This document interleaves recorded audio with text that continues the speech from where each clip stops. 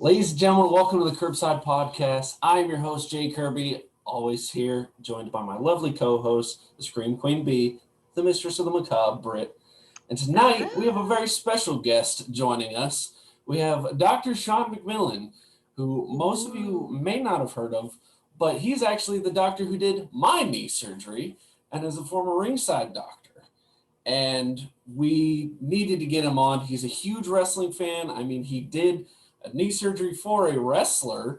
So we had to ask him questions. We had to ask him about crazy injuries, crazy surgery stories, an incoherent conversation that he and I had when I was about to go into surgery. So welcome, Doc. Greatly appreciate you coming on. Yay. Guys, thanks for having me on, man. This is exciting. I've been looking forward to doing this. So this is the whole reason I got your surgery done right, was so I can come on your podcast. There Yes. you go. Woohoo! It was funny. I was literally about minutes before you came down. I was starting to get nervous. I was starting to worry because, for those of you who don't know, my dad had knee surgery when I was when I was younger. I was probably junior high school, and it went bad. It went really bad, and it messed up his knee bad. And I started to worry because, I've got my regular day job and I have wrestling, and I really didn't want to lose either. And so I'm starting to get nervous, and I got a good laugh out of Doc because I told him I was nervous. And I said, when I had my nose surgery, if it messed up, oh no, I'm ugly, but if you mess up a knee surgery, it's a little more serious. But he did a fantastic job.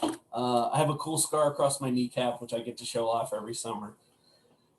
He rebuilt you. Yes. That's the first thing I thought of when you told me it was surgery. I was like, they can rebuild me. They have the technology. $6 million man. So I don't know if you'll remember this, but my scrub cap, one of my scrub caps is a Hulkamania scrub cap.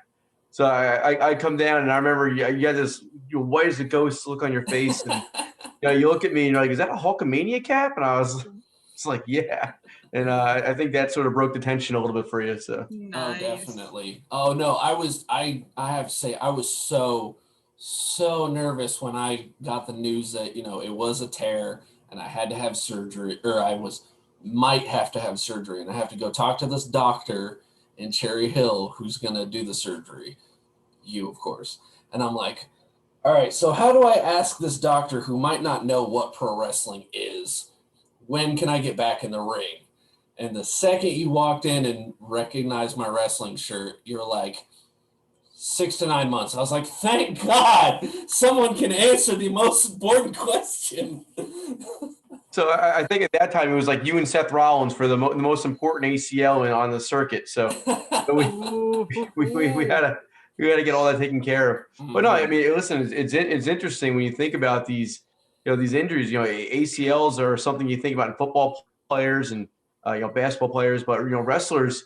Look, think about what you're doing. You're picking another human being up and you're spinning them around, and you God knows what else you're doing. I've seen some of your moves, and you're not graceful with two good ACLs. So let alone one ACL is not the right answer. But it's important to think about what the knee does. And if I'm not mistaken, I think you said that you actually used your injury as a ruse the first time back in the ring. Is that right? Yes, my first time. I'm a terrible bastard, ladies and gentlemen, because I get a fun heel turn.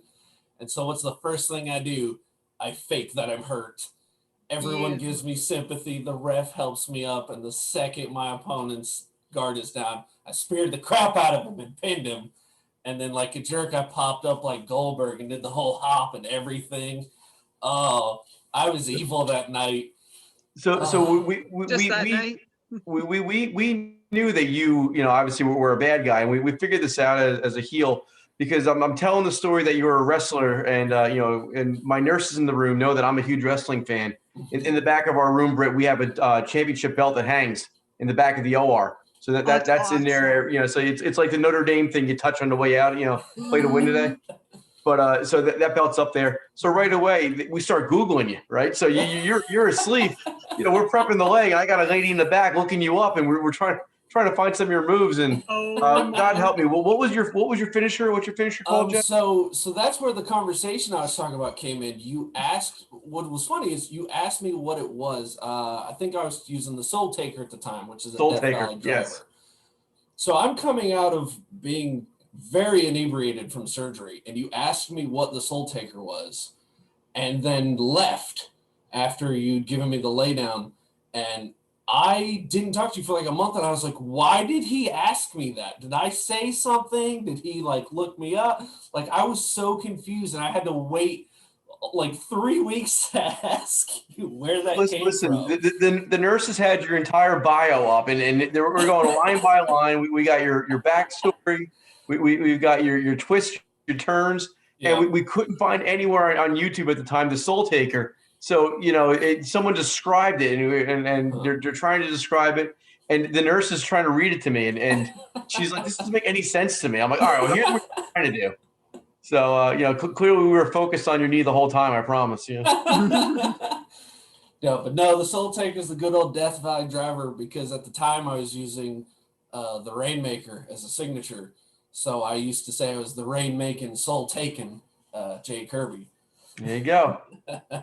But surprisingly, a little bit after that, because there was a period I stopped using the Soul Taker, started using, ironically, the Curb Stomp. Yes, I'm terrible with puns, and I admit this, but I started using the Curb Stomp as my finish. Ironically, only a few months after I used the Curb Stomp, I pull a Seth Rollins and mess up my knee. There you go. So that's called fate. I think WWE, want their copyright back. Don't tell them I don't have any money. Yeah, exactly.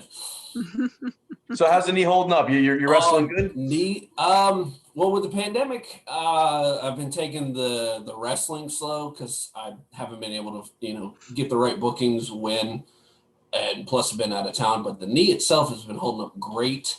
I've been doing small little workouts when I can, but it's feeling fantastic. That's great. It's mania season almost, so we got to make sure you're ready as we come in. Yes, I definitely need to get back in the ring more. But it was weird, very weird, the first time wearing what I've affectionately dubbed the Stone Cold knee brace. Exactly what it is. It was so weird wearing it the first time because, of course, I gave it like a test run before I actually had a match, but I was still a little weak right below the kneecap and still a little tender. And I strapped this thing on and it didn't even feel like I had a surgery. It felt like I was back to brand new. Listen, as a heel, you need a brace like that. It's carbon fiber. You can grind it into someone's, side of their face. You can do all sorts of things. The knee when the ref's not looking. Oh yeah. I always remember the great foreign object in the tights, when we were kids, And, oh yeah. Brass knuckles, weighty gloves. Yep. Always. That and Mr. Fiji, blowing his green gunk out into your eyes. So, the good old days. I know. You can get away with anything. Right. No, my brother definitely said I need to start using some kind of loaded leg attack. We'll see what we can do, Okay, so I gotta ask, outside of wrestling, where did this all start? Where did you come from? Where did you go to college? Why did you get into surgery and orthopedics? Let everyone know your origin story, Doc. Yeah, so I mean, like you said now, I'm Sean Mcmillan. I'm an orthopedic surgeon, chief of ortho at the Virtua system for Burlington and Camden, and I do sports medicine and I love it. It's all I'm good at. I make that joke all the time to my patients. The only thing I'm good at is being a dad and wrestling, right? And everything else just kind of falls by the wayside. But it just makes functional sense. I'm a Jersey guy through and through. I grew up in Central Jersey, in a town called Sayreville, which is the hometown of John Bon Jovi. Nice. So it explains a lot. It explains the wife beaters and Axe body spray. But and then I ended up going to state school, the College of New Jersey, before I went to med school in Philadelphia, and then ultimately training in Long Island and then Boston or UMass for my fellowship, and got to work with the Red Sox there. And that's where I got to do some ringside stuff with TNA and NWA, and it was a lot of fun. I'll never forget. I did It was a small venue. There was a match. It was a battle royal with a tables, ladders, and chairs match. Matt Hardy was there. John Cena's father was there. Nice. He was one of the guys there. God help me, who was there? Virgil and the $1 Million Man were both there. So, there's a lot of old guys, a lot of new guys, up and comers. And I'm in the ringside dock, and I see a guy fall, had to be 15 feet onto his neck. And I'm thinking, oh, dear God. I'm like, he actually got hurt, right? I've seen a lot of wrestling in my life. I'm like, he's hurt. I went right to the back, thinking something's going on. He comes in the back, and I'm talking to him like, listen, let me check you out and say, God, Doc, it was great. Took a hell of a spill out there. He hits me on the back of my head. I think I got the concussion. He didn't. But, just goes to show you, the way they're made and the way they're built. But wrestling's been in my blood since I was a kid. I remember my dad taking me down to the high school to see wrestlers. Tito Santana used to wrestle by me. He actually became a gym teacher where I grew up. No kidding. Yeah, small world. He became a gym teacher right up the road from where I grew up in Sayreville.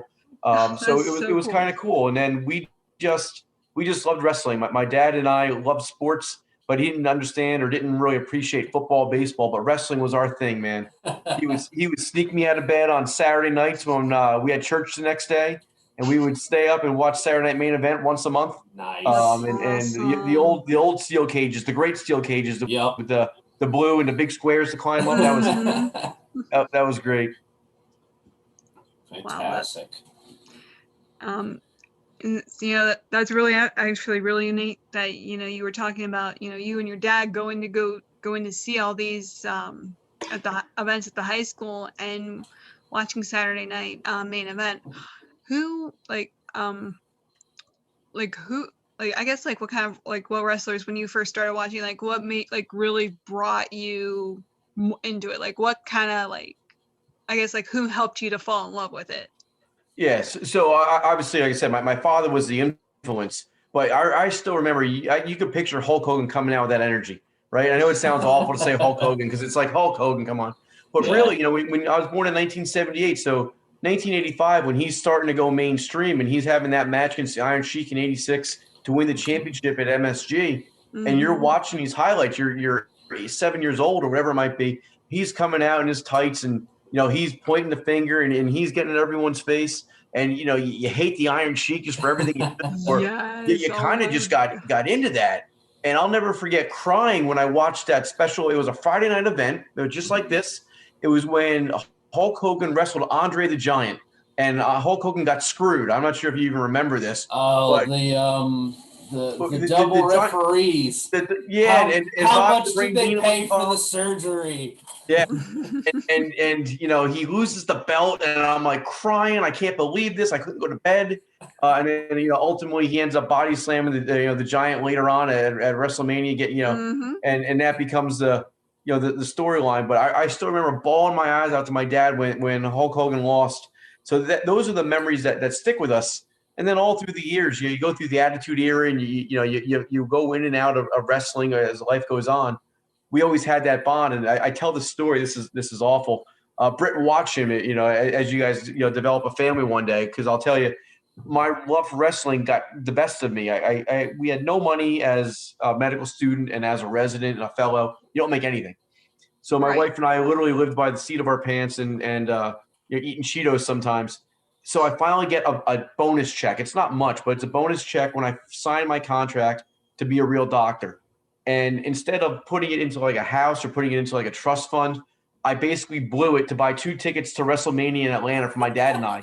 Oh my gosh. And I caught some flack for that one later on. But we went down there and we lived the life of Riley. We went to the meet and greets and all the other things. My dad, who's God bless him, turning 77 later on this month. Nice. He's down there with me, and he gets a John Cena henna tattoo on his forearm. Oh my gosh. I was like, "Mom's gonna kill us, Dad." He's like, "How often are we gonna come to WrestleMania?" So it was great. So you talk about the memories, whether you're going with your 5-year-old or your 77-year-old. Those are the things that bind us in wrestling. And when you see Edge tear a triceps, the first thing he does is he texts me. He says, "I see Edge is tore his triceps. How long is he out? He thinks he has insider information by calling me. It's cute, It's what makes it all worthwhile, That's awesome. My parents will do the same thing with me because they don't follow wrestling. So when they're flipping through the channels and they find whatever's on or they find New Japan, they'll text me like, what is this? Who is this? And they'll send me a video or a picture. And I'll be like, oh, that's this person and this person. And, and I can rattle off wrestling information for hours, but they look at it like it's a different language. Yeah.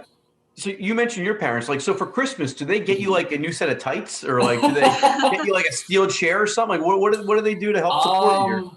I like that idea. Well, actually, my parents got me this fancy new microphone that I'm using to help with the podcast.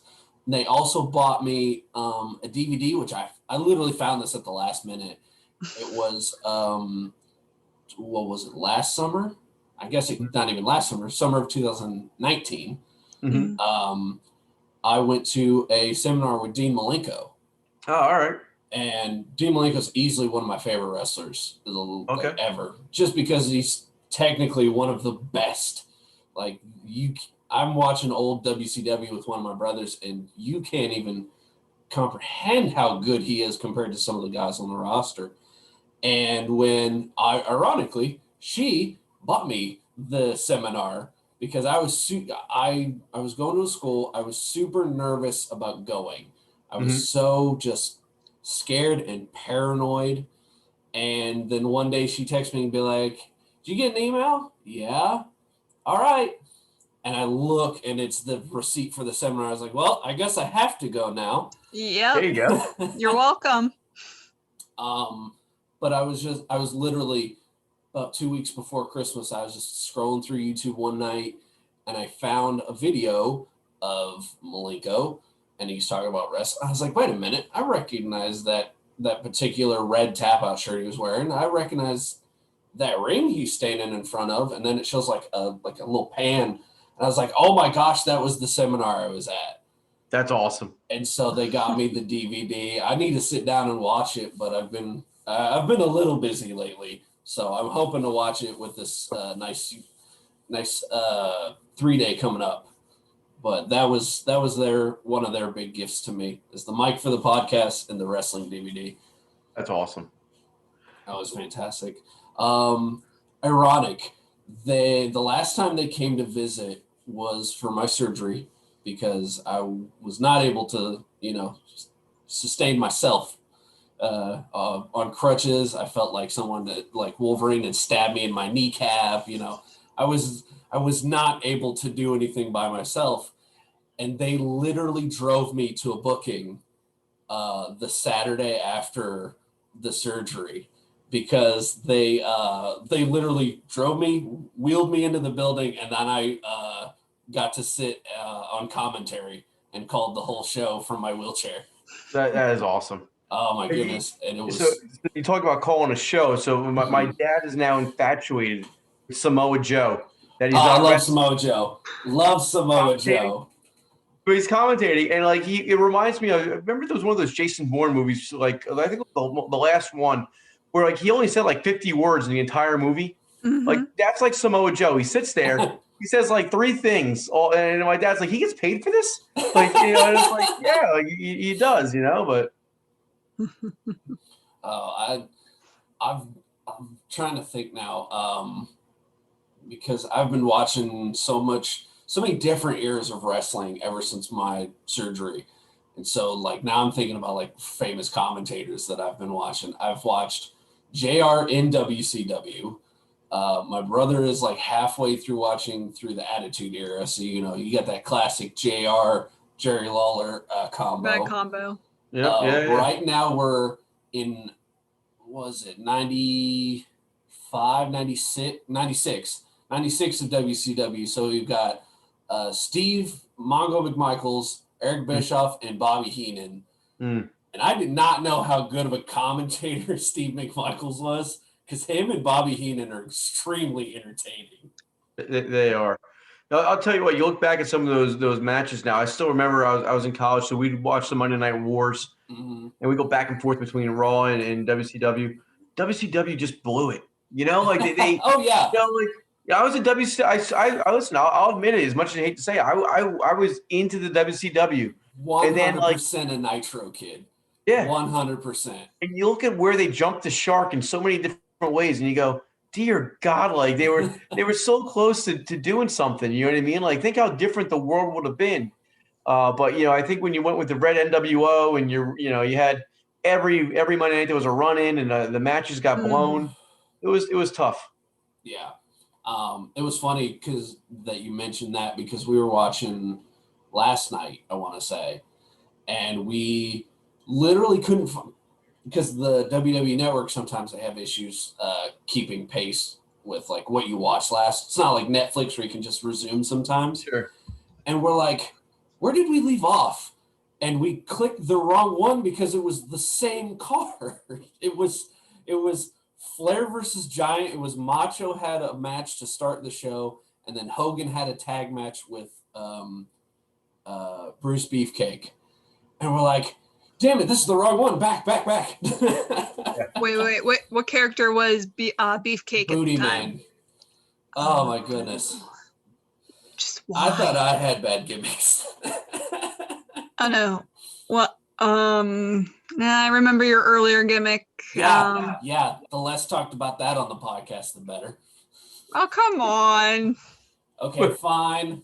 For the sake of those who are going to rib me about this for the rest of my career, my first gimmick, I was a nerd. I wasn't Jay Kirby. I was CJ Spencer. I looked straight out of Revenge of the Nerds. It was Pocket awesome. protectors, bow ties, the glasses with tape on it. And somehow, some way, we were the most over tag team in the company.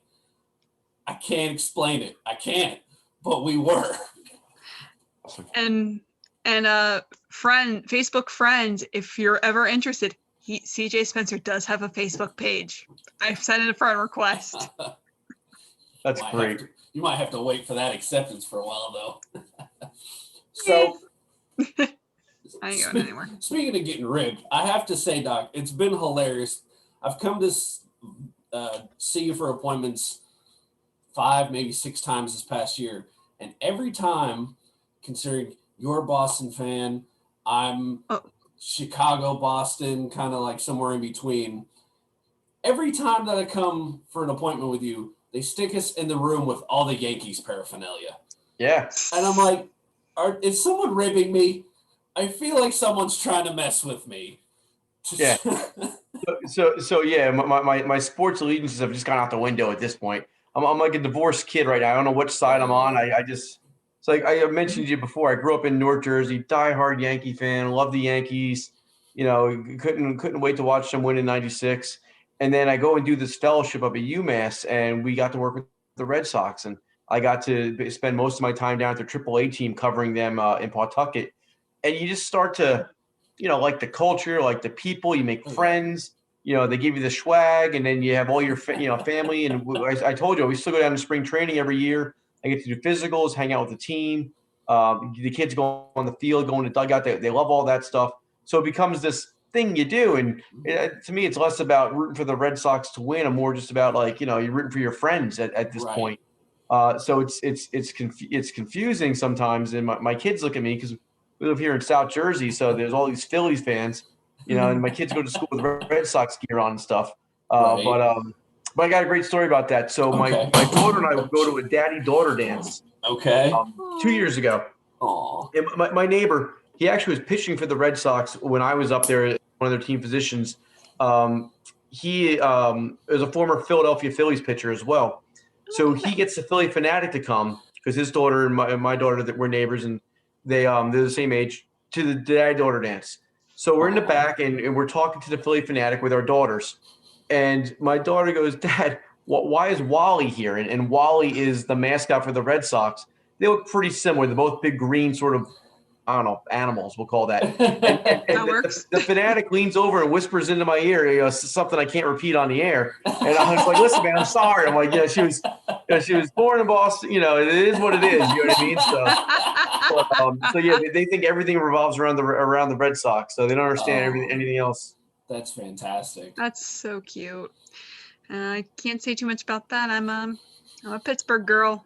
Oh, sorry about that. So listen, good luck with things. Good. No, I mean, listen, it's fine. It's like I mean, the Brooklyn Brawler won a match eventually. I think I can't remember, but oh yeah, about that. Shots fired. Yeah, I mean, listen, we're talking about the Pirates. I mean, nothing else. I mean, the Steelers did great. I mean, yeah. Just kind of hoping. I'm holding out hope for the Penguins. Hey, there you go. You get the Pens. Yep, so, we gotta have the Pens. We gotta have the Pens. So, did you ever get involved in the matches? I mean, are you ever ringside or no? Actually, crazy little setup here. I live on the other side of Pennsylvania, so like I lived more towards Pittsburgh. Okay. So. Well, that would make sense with all your Pittsburgh ties. So. Yeah. So I don't have much. I don't really get much of an opportunity to see Jay as much as I would like.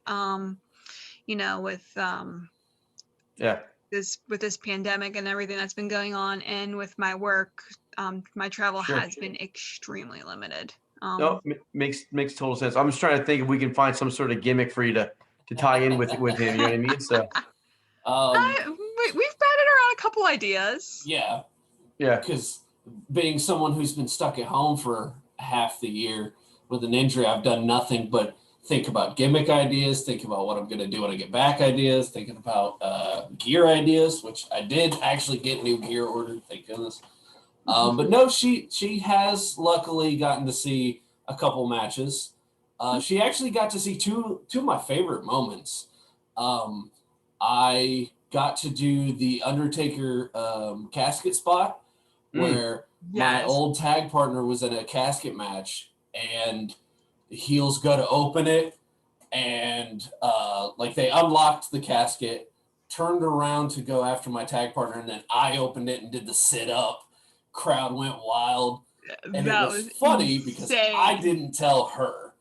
No. And I had to keep this secret bottled up because I was super excited. I was like a giddy little kid. I was like, "Oh my god, I get to do the Undertaker spot! It's Christmas! Oh my gosh, I get to do." Don't run out of oxygen. It's all you're thinking. You're in there. I get to do this thing that everyone else has gotten to do, and opened it up, sat up. Crowd goes wild. She's shocked, and then we end up winning the match together. It was awesome. And then the other one is she watched me go over in like a 5-way match for a number one contendership. And it was cool because it was a Halloween show. Yes. Oh, so that was awesome. Everyone at the show was dressed up. I'm trying to remember. I went as, I don't know how much anime you watch, Doc, but I went as Ichigo from Bleach because, of course, I'm a redhead and I have to go as the redheaded anime character.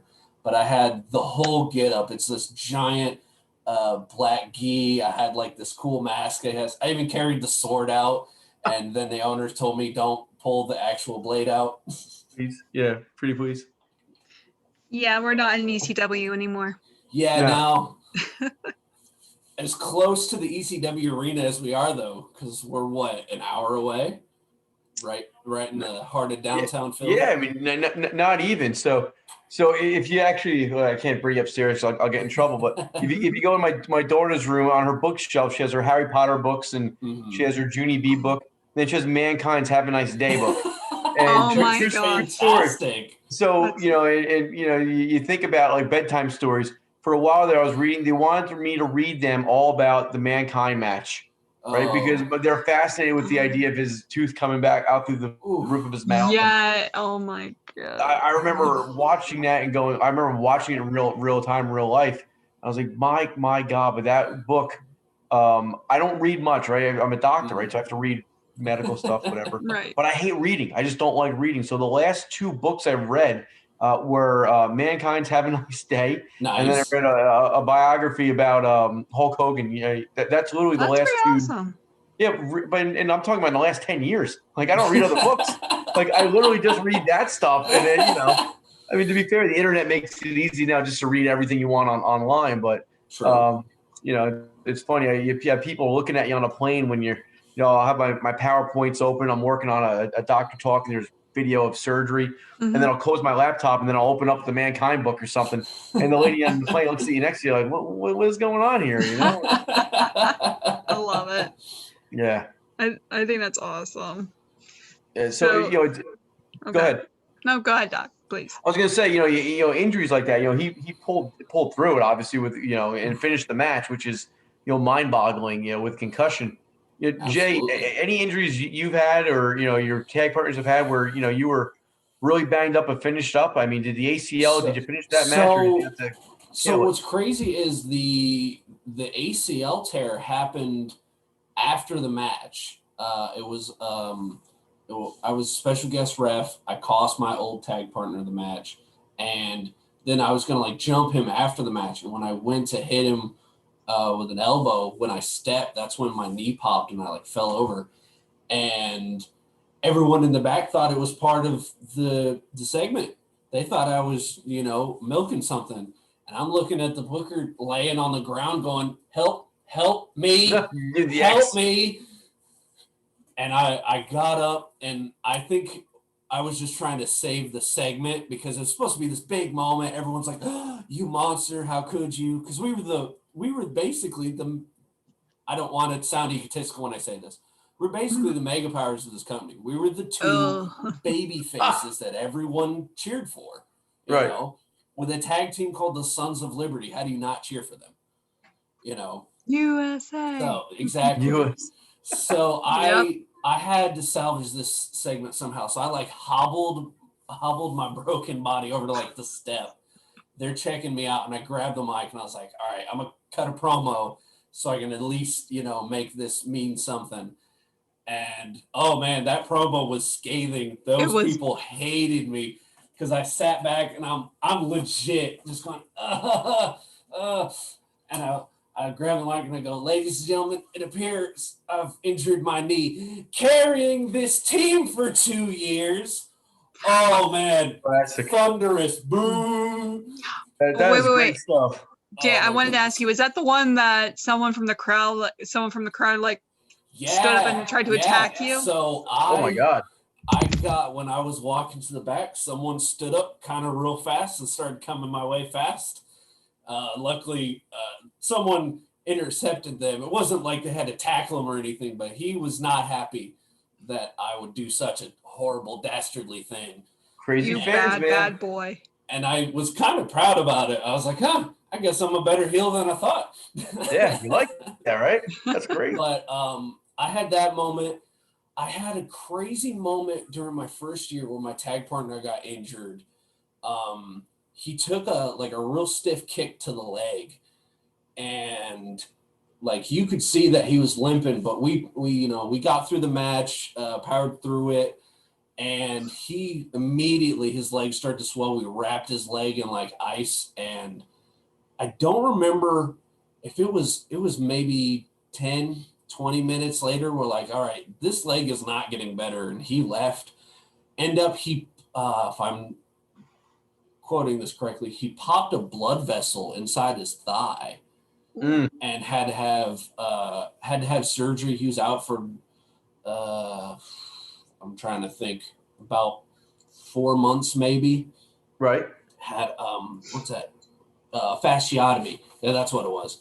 Had a fasciotomy on his thigh, and it was crazy. And it was scary too, because we had just debuted maybe a month before that.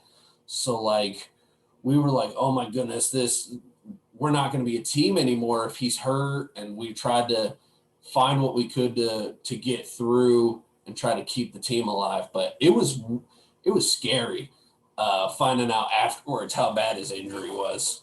Yeah, those are no joke. They're one of those few emergencies that we see that you have to take right to the OR. So he got lucky. Oh yeah. I can't think of anyone else. Oh, that's a mistake. I can think of one other person, one of my closest friends. His name was Kevin Quill.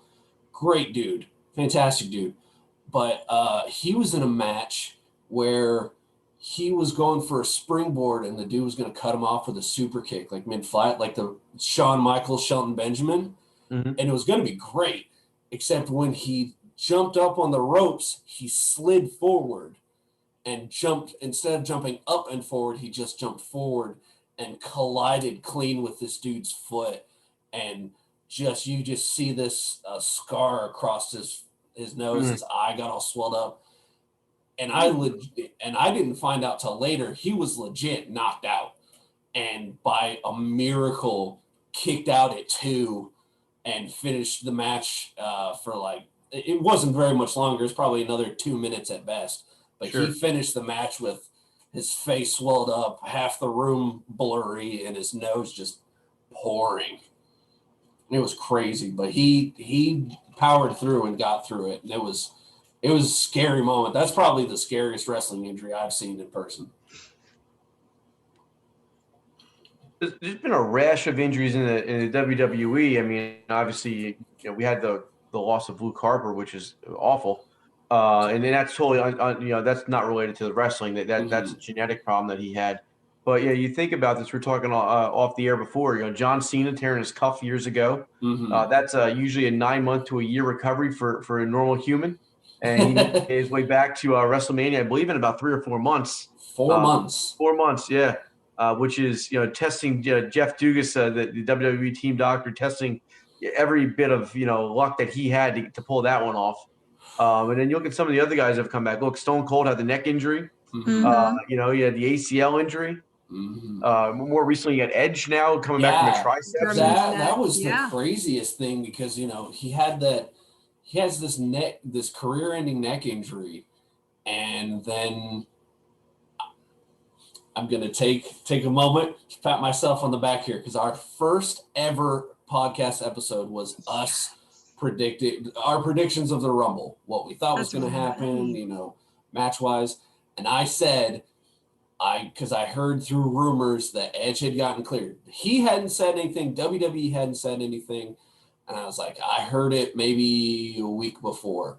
I was like, if Edge is cleared, he's going to make an appearance. And when that music hit, because this was right before the surgery. So my knee was still hurting, but it wasn't it wasn't post-surgery. I wasn't on crutches yet. That music hit, I jumped up like nothing was wrong. And I was like, yes, I did it. And I was like, oh, my knee hurts. Time to sit back down. And so it's funny you mentioned Edge. I mean, Edge again a favorite of everyone, right? So although I grew up a Jericho-holic. I mean, I was a Y2J guy, Jericho.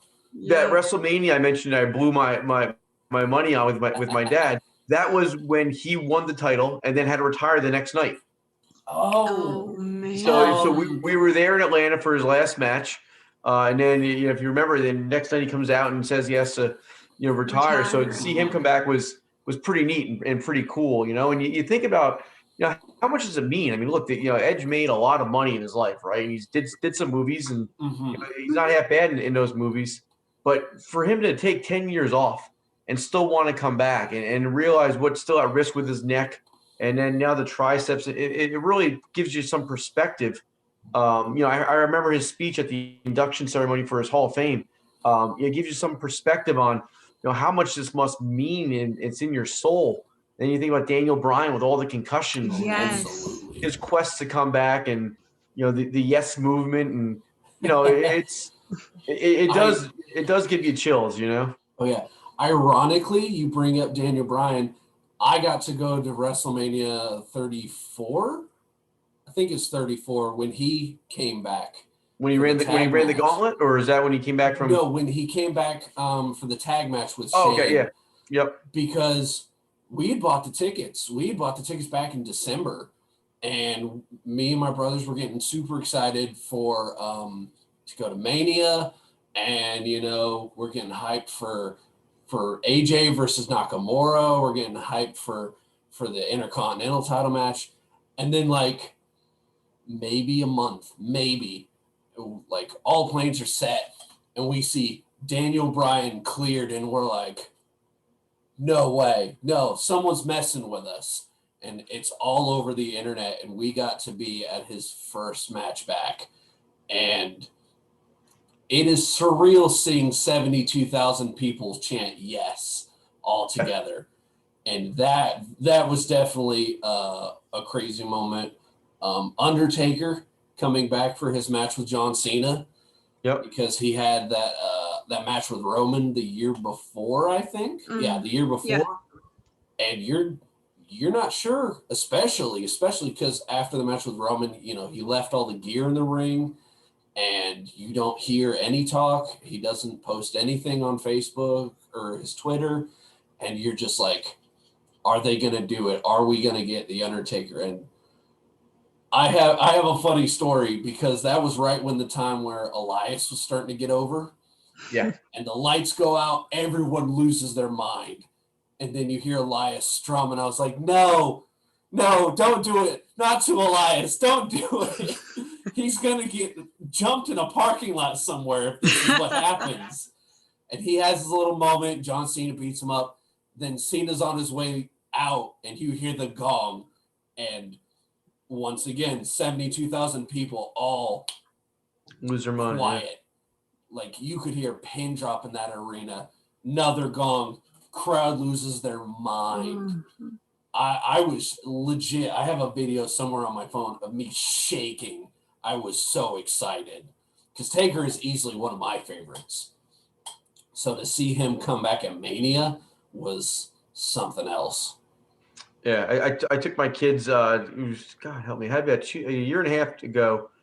They were in Philly, and Undertaker made his return. And Yep. my daughter, when she had never experienced the Undertaker, or at least in person. So when the lights dropped, we were sitting up in a box. The lights dropped, and you hear the gong, and he appears. My daughter loses her mind. I'm watching a 7-year-old lose her mind for the first time. I'm like, oh my God, this is, this is great. That's awesome. So you think Edge will be back, especially now with the moving target on WrestleMania? I'm hoping that he'll be back. Like, there's no doubt that this little tricep injury is going to keep him from coming back. It's more a matter of when. I don't know. Like, I want to say, Royal Rumble, Edge is back, call it 2 years in a row. But I don't think I can test my luck this year. No, I don't think he's in. I don't think he's in the Rumble at all. But I think he, especially now, you're reading that they're going to push Mania back a little bit, maybe. Yeah. I think a really good chance he comes back. A triceps injury, depending on the athlete and whatever we'll call it, workout extra enhancements they're able to do on the side, you can get back in about 6 months. Maybe not 100%, but enough where you can be the person that you need to be in the ring. Right. No, I definitely think he'll be back, and I definitely think that he, especially as much as he went through with the neck thing, he's got more in the tank. Sure. And he's got plenty of people that everyone wants to see him work. Yep. Well, Kofi Kingston now battling a broken jaw, and that's typically about a 6 to 8 week sort of thing right now with a broken jaw. So he's sidelined probably for the next pay-per-view or two. Yeah, unfortunately. So I got to ask Doc, since you brought it up, Royal Rumble's coming up in 2-ish weeks. We're literally we're recording this January 15th. The Royal Rumble's on January 30th, I think. I think so. Who's your pick, Doc? Who's your go-to for this year's Rumble? Yeah, you know what? I'll tell you what. I will drive to Tampa, and I will set that building ablaze. Like, let's embrace if it's Goldberg, because you know what I mean. Like, I need something. I need something different than that, right? So, right. I mean, look, Keith Lee comes to mind. I think Keith Lee turning, and I've read some stuff, heard some stuff. Maybe joining the Hurt Business. I think that would be fantastic. Because then you got a chance to have a stable that has all the belts, right? All of them. So I think Keith Lee certainly has to be up there. There's always that surprise, face that you always want to see come back, whether it's The Rock or someone like that. Although I don't think that's going to be happening this year as well. Right. So I don't know. Keith Lee's sort of my guy right now. What do you got? I'm liking the Keith Lee option. I'm also thinking maybe Big E, build towards Big E versus Roman. That would be a good one. Well, Go ahead. The problem is, so Big E's gotten a couple pushes, right? Mm-hmm. And they always start and stop. And you think this time, you would like to think this time, especially with the steps they've taken to keep him still affiliated with the New Day, but separate him from the New Day a little bit.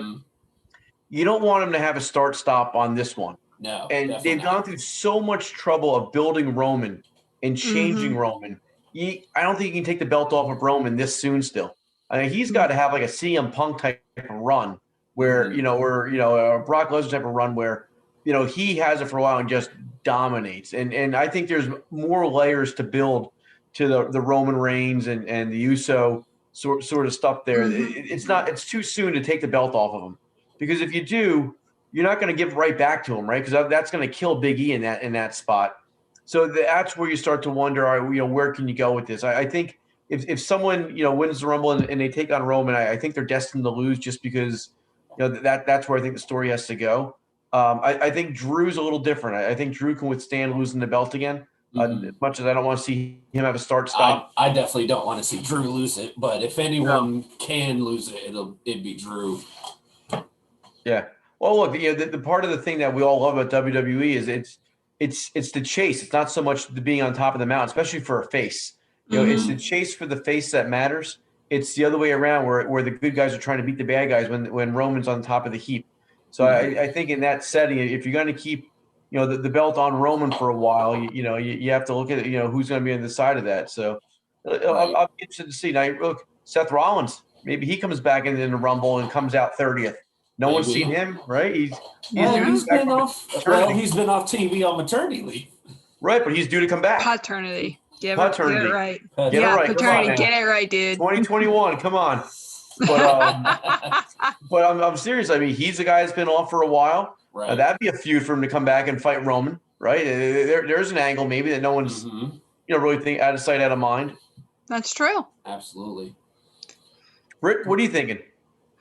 Well, so because I can never keep anybody straight. Kind of going back to what you said about like start stopping, like pushes and stuff, and how they were doing with Big E. Another name came to mind, Cesaro, because they would start and stop with pushing him for like the longest time. And I don't know. And I was just kind of looking through, and I was even telling Jay on my way home from work today that The Miz was confirmed to be an entrant in the Rumble. So far for the Men's Rumble, they have Daniel Bryan, Bobby Lashley, AJ Styles, Randy Orton, Otis, The Miz, Jey Uso, and Cesaro. I think Booker T makes an appearance. I think Booker will make it. That would be five good. times. He's due for one. Yeah. He is. Like that's one of the big things that I look forward to in the Rumbles. Like I always look forward to like seeing like who could come back for like a one-off appearance. Maybe some of the guys from NXT might be coming up to make a visit. What about Finn Balor? You think Finn comes? That would be cool. I would love to see Finn Balor come out. That would be awesome, but that would be really cool to see him. But I don't know. I don't think he would. I think I'm going to lean more towards Adam Cole making the appearance. Yeah. It'll be something. The Rumble is one of my favorite events of the year for a reason. You like to see who's going to come back. You like to see the surprise. Listen, no one could have predicted what Drew did last year to Brock. When Brock was just laying waste. They could have stopped the Rumble right there. Yeah. I would say no one could predict it, but a little podcast. One guy, right? One podcast with a smart ass. The little podcast that could host. You know what I'm going to. Granted, I did not guess that it would be Drew. What I guessed is what they did with Brock. Is it was going to be Brock's going to go out one. He's going to eat up. I guessed somewhere between 7 and 8 people. I did not guess 12 to 13. He's going to chew through a division. And then someone big, real big, like Keith Lee big, is going to come out. Brock's going to actually have to work and actually get eliminated. And then, surprise, surprise, Drew claymores him over the top rope with one kick. And good Lord, that crowd was hot for that moment. I popped off the couch for that. I was like, yes! So what if Brock comes back as 30? I don't know. I don't know. I guess it would really depend on who's in the ring at the time. Right. If he It could comes happen. out and it's down to, this is just a shot in the dark, but it's down to Ray, Ricochet, AJ, and like Bobby Lashley, that's not looking good to me. I'm going to be very worried for the rest of that Rumble. Right. If Brock comes out and the ring's got I knew you would throw Braun, Ricochet's name in there. yeah, I knew it. If Brock comes to the ring and Braun, Keith Lee, and Otis are in the ring, maybe we'll get a good ending. I don't know. Look, I still feel, look, the Miz has to cash in his money in the bank at some point. That's It's not going to be true. at the Rumble. It's too soon to do it at the Rumble because the Mania is 2 months away, right? Mhm. So in my mind, I feel like it's going to be that classic. What happened a couple years ago too with Seth Rollins. It's going to be at the end of WrestleMania. You know what I mean? Yep. Someone's going to win, and he's going to come out of nowhere, and then And it's going to be cash his it. moment. He's going to go, Raw. WrestleMania is going to go off with the Miz holding the belt, and I feel like that's where it's going to go down. I'm gonna hold you to that prediction come April. We'll see. But Love the Miz. Love the Miz. Awesome. Oh man, now you've got my gears turning. Think of like what I would do with the Rumble, who could appear, because I did forget two people that I really hope get some shine, but I don't know if they will. And one is Shinsuke, because they really recently, as in like a week ago, turned him like tweener, more face-ish. And I love Shinsuke. I've loved Shinsuke since New Japan. I actually got to see Shinsuke wrestle Adam Cole in Philly for Ring of Honor once. Mm-hmm. Great. That was an awesome moment, getting an entire crowd to say Shinsuke or Nakamura Bebe instead of Adam Cole Bebe. It's awesome. But like, I would love to see him maybe pull off a second Rumble win. Mm-hmm. And then if I had to pick a number 30 just for a shock value, I'm picking The Fiend. Ooh, that would be a good one. You just killed him off. What happens when he shows back up? Everyone in that ring. So all right. Pardon my French, but everyone in that ring's going to shit their pants. So put your Dean Malenko hat on, right? So you're Okay. Dean Malenko, you're a booker now, right? So you get to write the next 2 months of wrestling based off of that, right? Remember those great If This Then That books when you were a kid? So you have The Fiend come back and win, right? Where does he go with it? Does he fight Drew again? Drew. Does he fight Roman? So you get it's product placement, baby. You got to think what you're gonna do with them if they win. Fiend versus Drew. That's what I would do. I would not put him against Roman, because that's just a recipe for, well, one of them's got to be strong. Who's it going to be? Right. Fiend comes back, runs through Orton. I mean, demolishes Orton. I'm talking like Brock versus Goldberg at Survivor Series. Bell rings, Sister Abigail, 1, 2, 3. There would be a lot of pissed off fans, though. For Fiend to go over on Orton, I'm not sure. Hit Orton with it, and then just build. Don't let him and Drew get near each other. Just build the Fiend as this shadowy boogeyman who's slowly approaching Drew, coming soon. And then let Drew go on a tear on Raw, claymoring everybody. Being like, come on, boogeyman, where you at? He's nowhere to be found for weeks. He just, appears on the Titantron, never in the ring. Maybe even let Alexa Bliss cut a couple promos. Mm-hmm. Just about to say, he's coming for you. You better watch out. Monday night before WrestleMania, that's when the Fiend shows up and drops Drew. And then, as a booker, give them 20 to 30 minutes to just go. Just let them literally tear that arena apart. This is my fantasy booking. All right. Done. Love it. So where does the career go from here, Jay? So what do we look for in 2021 from Jay Kirby? So if the zombie apocalypse ends soon, which I hope it does, looking forward to working for a company. I'm really sorry if they're watching and my brain stopped working. I want to say it's ACPW, right out of basically Delco, PA. Mm-hmm. They want to bring me and my tag partner, Hollywood Hooligan, in eventually. They have some really good ideas for us. I'm really excited to work with them. I'm really looking forward to just getting back in the ring in general, mostly because I'm trying to get a tag team off the ground. Right before, or right when I messaged you about me coming back, we formed a faction at at the company I normally work for, UWC. They went from being the tag champs, known as the Perfect Hooligans, because there's the Perfect Irishman, Kurt Bale, and the Hollywood Hooligan, to the three of us being known as Lost in Hollywood. Got it. I really want to get the three of us off the ground and use that company to push the three of us all over Jersey. So I'm really hoping that 2021 gets us Lost in Hollywood. Love that. That's Thank great. You. But that's where I'm hoping to go. Plus, I've missed wrestling. I got to wrestle one time in 2020. That is the least amount of matches I've had since 2011. Maybe closer to 2013, because I took a very brief hiatus in 13 and just didn't take bookings. I was kind of burnt out. I was in a weird place mentally. So ever since 2013, I have been constantly booked, and this was the first year where I was like sitting at home doing nothing.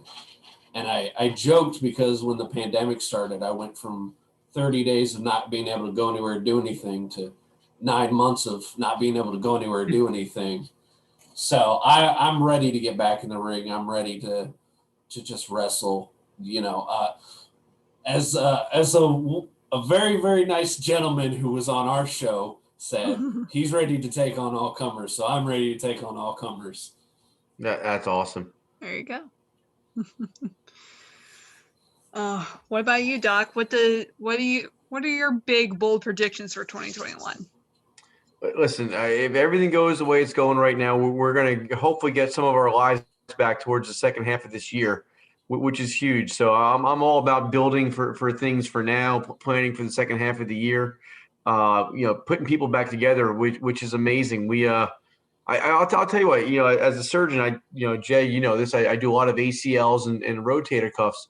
I saw more bizarre injuries during the pandemic because people were just looking for something to do that they haven't done in years. Mm-hmm. I saw a run at one point. I must have saw 4 or 5 clavicle fractures, collarbone fractures, in about a 3-week period. And these weren't in a match. These are 40-year-old housewives out for a ride. No. And there's different people like that because they were out trying to do something with their kids, something they haven't done. And I'll never forget the one woman. She's like, I haven't ridden a bike since I was like 18, but my kids, I had to do something with them. So I took them out for a ride. She had a curb, broke her collarbone. Oh my goodness. So we saw a lot of weird injuries like that. I saw a bunch of ultimate Frisbee injuries because, it was as a sport you can kind of play, being socially distant. Right. A couple ACLs from that, a couple dislocated kneecaps. So, my goal is to obviously, take care of, myself and my family, but, put people back together so that way when the world opens back up, and it's going to, even though it feels like it won't, people can do what they want. I've seen, you think about stock markets, right? People get a tip or they get a feeling and they buy or they sell, right? I've seen people do that with surgeries. Like, everyone rushed to get their surgery done right before things started to close down, right? Back in March. And then, we had this big lull and everyone was sort of down. I'm never having surgery. It's never going to be safe. And then they talked about opening surgery back up again. And everyone was calling the office. I had 100-something surgeries backed up, Jay. And we were operating around the clock for the first couple months to get everyone done. And part of it was people were afraid it would shut back down again. So they had to get their surgery done. Right. And now, now that 2021's coming, I have people coming in, and I met a couple people yesterday that need surgery. But I want it done now because I think this summer's going to be okay, and I want to be out there surfing, or I want to be out there doing whatever. So I think it's an interesting take on things. Everyone's fed up with living the way they are. I mean, you guys probably are. Everyone is. But it's one of those things where you got to kind of hold on, for the last couple months here and let it play itself out. But I think we're heading in a good spot.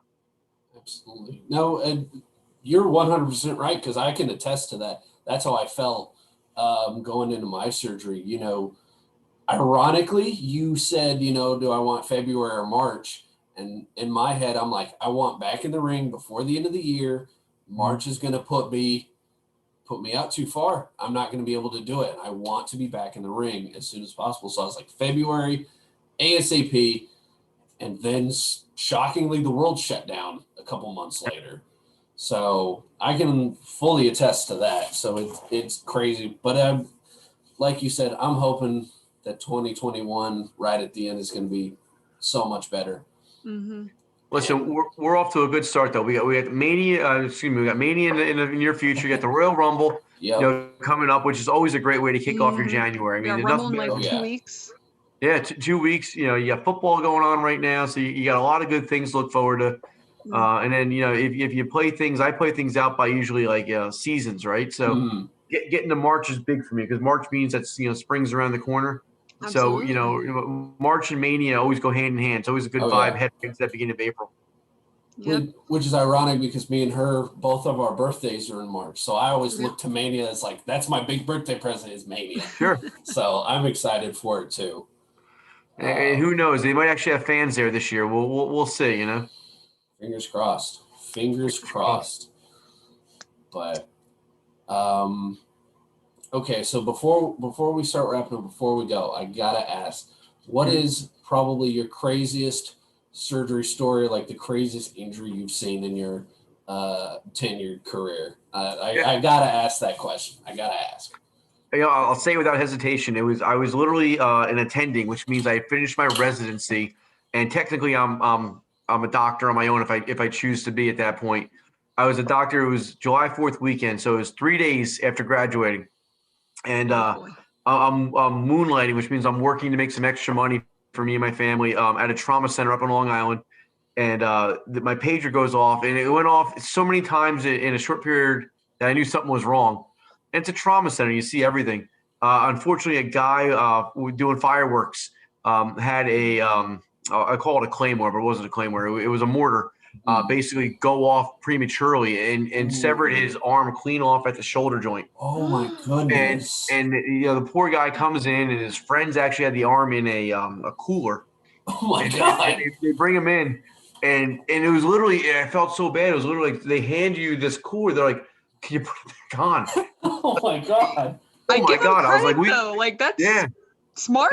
That's smart thinking. Yeah. Right. And, unfortunately that's something you need a replant team for. And it wasn't savable at the time. And I'll never forget the guy's name. I mean, cause that's something sticks with me forever. Ever forget that. But it was the most surreal thing. You seeing someone with basically their arm missing, not bleeding at all, not a drop of blood because the explosion, couldn't pretty much cauterized everything. There is his arm in a, for lack of a better term, a Gatorade bucket that his buddies brought in. And it was the most surreal thing. And I was just like, oh my God, like, you know what I mean? Like I've seen all sorts of sports injuries. I've seen all sorts of, fractures, nasty fractures, car accidents. But that one was just the one where you're like, oh man, this is, yeah. So that was the one that took the cake. So yeah. Now I've seen all sorts of other stuff. We talk about ringside stuff when we were doing ringside boxing matches. I've seen guys throw a punch and miss and dislocate their shoulders. And they go right back in. You pop them back in, and they keep going, which is mind boggling. I get a hangnail, and I'm like, I'm sitting out for a little bit. So we in wrestling, we see a lot of collarbone injuries. We talked about that earlier. We had guys. We talked about wrestling stories. We had a couple guys come in and tear their biceps. If you guys know, you not from anabolic steroids, just from working out. Mm-hmm. If you tear your proximal biceps, the big part here, what'll happen is the biceps will sink down a little bit. It looks, they call it a Popeye muscle because it basically got a big ball there because the tendon slid down. Right. You don't need to fix them. So I'll never forget, I'm at UMass and we see a wrestler and he was on the pro circuit and he had tore his biceps. And by the time he saw us, we're telling him, look, you don't need to fix it if you don't want to. It's a cosmetic thing for the most part. And the guy goes, well, can you, even the other one out? He basically was like, look, either like, listen, this looks really good. So rather than fix this one, can you cut this one? Snip this other one here, like lower it down.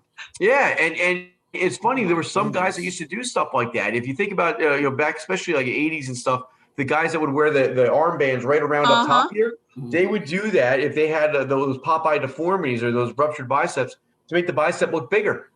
So it would fill in the small gap that you would get that would slide down. You put the your colorful band there, and that would give you the bigger guns look. I'm gonna look at the Ultimate Warrior a little differently now. I've been doing nothing but watching Lex Luger for the past month, so I can definitely attest to that. Oh, Lexi, that's good old Flexi Lexi. So I used to love Mr. Wonderful Paul Orndorff. Same sort of body type, although Lex had better hair. But all those guys from Ravishing Rick Rude, so all those guys come from the same mold. Absolutely. Oh my God. A lot of wrestling history. Now I'm gonna have to hijack your network once to kind of go back in time now. You're more than welcome. I don't know if you can say that. I think someone from WWE is driving to your house right now in Western Pennsylvania. You can't share network passwords. Hey, if that's the worst thing I get in trouble for today, it's a good day. Yeah, there's a disclaimer coming. So yeah. No. Well, like I said, if that's the biggest thing I'm gonna get in trouble for today, it's a great day. That's great. But Doc, thank you so much for coming on. We greatly appreciate it. I greatly appreciate all the work you've done for the past, year and a half. From just telling me, basically fixing my biggest anxiety is where this injury is going to lead me to putting me back together.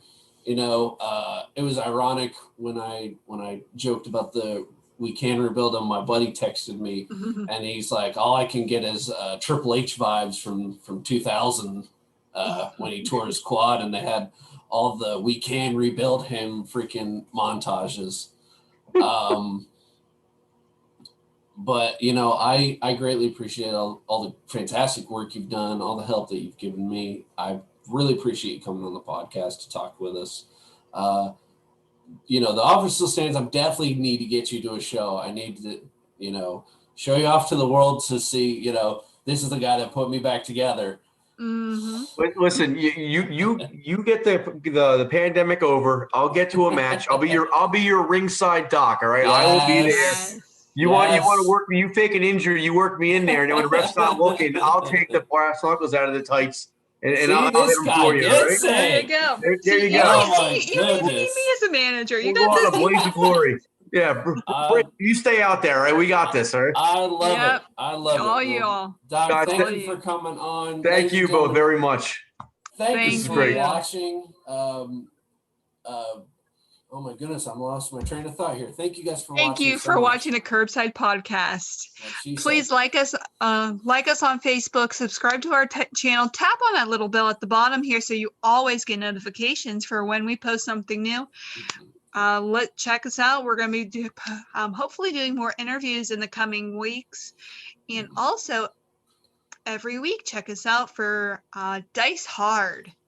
Yep, Dice Hard with a Vengeance every Tuesday / Wednesday, and definitely a lot of interviews coming down the pike. We've got a lot of good people lined up to come on. So once again, Docs, thanks for coming on. Thank you guys for watching, and we will see you guys next time.